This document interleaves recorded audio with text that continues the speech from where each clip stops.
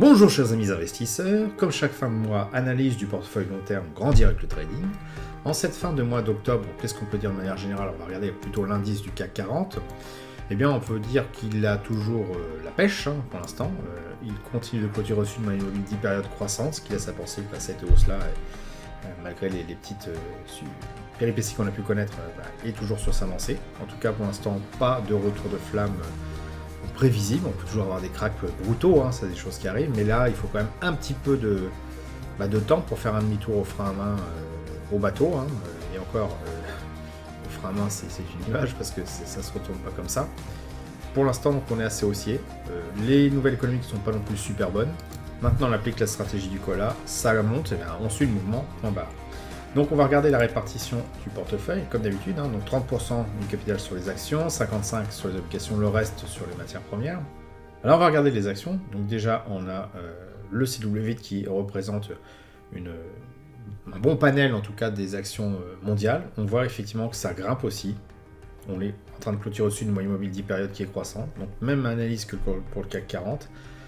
C'est haussier, qu'est-ce que vous voulez que je vous dise, c'est haussier, donc c'est pas le moment de vendre en mode panique, c'est tout simplement, il faut accompagner le prix, et donc, comme je disais il y a peu, si vous avez une grosse somme d'argent à investir, il vaut mieux le faire en plusieurs coups, et donc investir un petit peu à chaque fois, ce qu'on appelle le dollar cost average, on étale un peu ces investissements sur le long terme, plutôt que de faire une seule position, parce qu'on n'est jamais à l'abri d'un retour de flamme, et si on investit tout d'un coup, un retour de flamme peut faire plus de dégâts qu'un investissement un peu plus étalé dans le temps, auquel cas on a un peu plus le temps de sortir avant de voir commencer les pertes se creuser. Au niveau des obligations, 55% de mon capital, deux types d'obligations.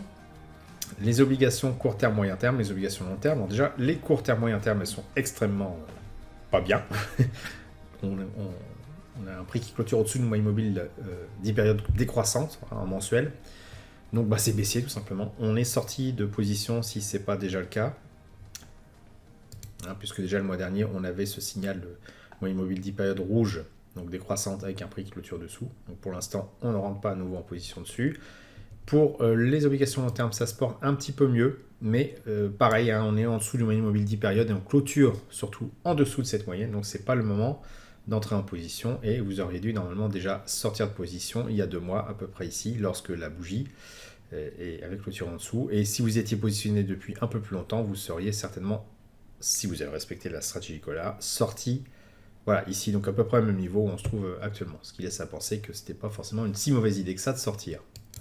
Enfin, pour les matières premières, donc on va regarder, on a une répartition QI pondérée sur l'or et les matières premières qui performent pas mal, puisqu'on a toujours une clôture au-dessus de moyenne mobile 10 périodes croissante, et l'or par contre c'est un petit peu plus mitigé, donc la période... La moyenne mobile est décroissante toujours, bon, encore que là je pense qu'on doit jouer à quelques pouillèmes de centièmes de points, mais quoi qu'il en soit, on a un prix qui clôture certes au-dessus de moyenne mobile 10 périodes, mais qui est décroissante, donc on n'entre pas encore en position. Certains ont une autre approche de ce qui se passe à ce moment sur l'or. Ils se disent qu'ici on a une formidable accumulation qui va repartir vers la hausse, c'est tout à fait possible.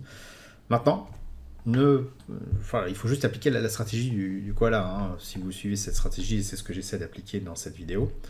Ma moyenne mobile, pour l'instant, elle est rouge, donc j'interviens pas dessus. Quand elle sera verte, peut-être que ça sera parti un peu plus haut et j'aurai raté le coche. Mais voilà, j'applique la stratégie. Jusqu'à présent, ça marche pas trop mal. Quand elle sera verte et qu'on clôturera au-dessus, à ce moment-là, oui, je reviendrai sur le GBS, puisqu'il s'agit du GBS ici pour représenter l'or. Mais pour l'instant, ce n'est pas le cas. Donc pour résumer, on a les matières premières qui superforment, les actions aussi qui marchent bien, les obligations qui sont un petit peu plus faibles. Voilà, vous avez à peu près votre ligne directrice pour les investissements selon la stratégie du koala pour le mois à venir. Voilà, j'espère que vous avez apprécié cette vidéo. Si c'est le cas, n'hésitez pas à me laisser un pouce bleu pour m'encourager à continuer. Abonnez-vous à la chaîne YouTube pour ne rater aucune nouvelle publication. Je vous dis merci et à bientôt sur le blog.